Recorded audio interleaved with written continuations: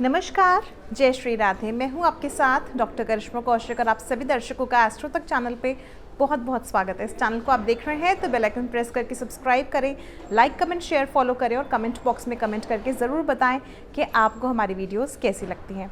और साथ ही साथ आज हम बेहद ही खास विषय पे बात करेंगे और विषय क्या होगा, अब जो है पितृपक्ष समाप्त होने वाला है, तो पितृपक्ष अंतिम चरण पे है, जिसके हम बात करते हैं सर्वपितृ अमावस्या की। क्योंकि पितृपक्ष जब समाप्त होता है तो वो अंतिम तिथि कहलाती है सर्वपितृ अमावस्या, यानी कि अमावस्या तिथि पर पितृपक्ष समाप्त हो जाएगा।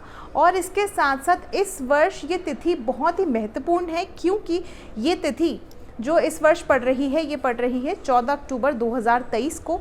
और 14 अक्टूबर 2023 का जो वार रहेगा वो रहेगा शनिवार। अब जब भी किसी वार के अनुसार तिथि पड़ती है तो उस वार के अनुसार तिथि को जाना जाता है। तो इस बार सर्वपितृ अमावस्या पर शनि अमावस्या भी पड़ रही है और साथ ही साथ 2023 का अंतिम सूर्य ग्रहण भी पड़ रहा है। इस वर्ष का ये दूसरा सूर्य ग्रहण है और ये अंतिम सूर्य ग्रहण है। इस वर्ष में अब आने वाले 15 दिनों बाद जब ये सूर्य ग्रहण पड़ जाएगा तो इसके 15 दिनों बाद चंद्र ग्रहण भी पड़ेगा।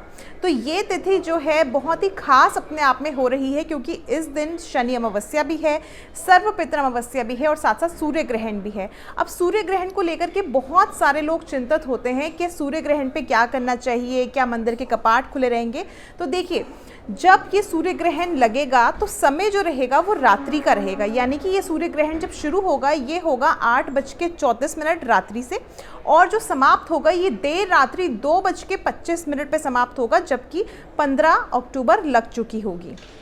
तो इसीलिए सूर्य हमें नहीं दिखेगा भारत में, इसीलिए सूर्य ग्रहण भी नहीं दिखेगा। सूर्य ग्रहण अलग अलग देशों में ज़रूर देखा जाएगा, जैसे कि दक्षिण अमेरिका है और साथ साथ नॉर्थ अमेरिका है। इसके अलावा बहुत सारे ऐसे देश हैं, ब्राज़ील है, क्यूबा है, तो ऐसे अलग अलग देशों में देखा जाएगा। सूर्य ग्रहण का प्रभाव 12 राशियों पे अवश्य पड़ेगा, क्योंकि जब भी ग्रहण पड़ता है तो वो हमारे सोलर सिस्टम पे, हमारे सूर्य पे पड़ता है, और कहीं ना कहीं ज़ोडिएक बेल्ट भी हम कहते हैं कि सोलर सिस्टम पे ही है। तो इसका प्रभाव जो है कहीं ना कहीं राशियों पर पड़ेगा, मगर आप लोगों पर इसका प्रभाव कैसे नहीं पड़ेगा, क्योंकि मंदिर के कपाट भी खुले रहेंगे। तो इसीलिए आपको घबराने की आवश्यकता नहीं है, कोई भी रूल्स फॉलो करने की ज़रूरत नहीं है। वैसे तो देखा जाए जब भी सूर्य ग्रहण पड़ता है तो 12 घंटे पहले ही सूतक काल लग जाता है और हम हर एक चीज़ को ढक के रख देते हैं, बहुत सारी सावधानियां बरतते हैं। तो इस बार ऐसा आपको करने की कोई भी आवश्यकता नहीं है, किसी भी तरह की सावधानी नहीं बरतने की आवश्यकता है। मंदिर के कपाट खुले रहेंगे, आप आराम से पाठ पूजा कर सकते हैं। इसके अलावा आप आराम से खा पी सकते हैं, किसी भी तरह का आप लोगों को शारीरिक तौर से नुकसान नहीं है। तो इसलिए घबराएं नहीं इस ग्रहण से। ग्रहण से तो कभी भी नहीं घबराना चाहिए, मगर क्योंकि ये भारत में नहीं दिखेगा तो इसलिए घबराने की बिल्कुल भी आवश्यकता नहीं है। कन्फ्यूजन डाउट्स में मत रहिएगा, आप आराम से नवरात्रों की तैयारी कर सकते हैं, क्योंकि बहुत सारे लोगों का प्रश्न भी ये आ रहा है कि क्या हम नवरात्रि की तैयारी कर सकते हैं, क्योंकि जब हम सर्वपितृ अमावस्या पे संध्या काल में अपने पितरों को विदा करते हैं तो उसके बाद हम नवरात्रों की तैयारी में लग जाते हैं।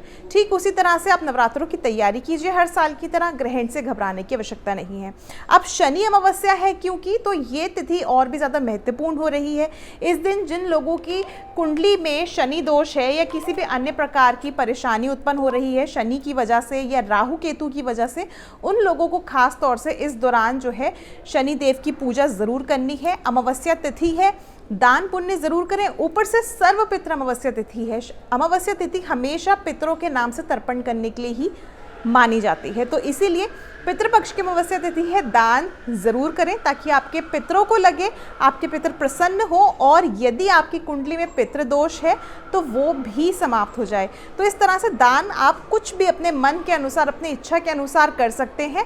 अगर आप कुछ स्पेशल जानना चाहते हैं कि क्या आप दान करें, तो वस्त्र दान कर सकते हैं, इसके अलावा अन्न दान कर सकते हैं, जल दान कर सकते हैं, और सरसों का तेल, काले तिल, ये सारी चीज़ें तो आप दान करें ही करें, आपके लिए बेहद खास रहेगा। वहीं पर संध्या काल में अपने घर की चौखट पे दक्षिण दिशा की ओर मुख करके एक सरसों के तेल का दीपक जरूर जलाएं, उसमें कुछ तिल जरूर डालें और इसके साथ साथ पितरों की विदाई करें।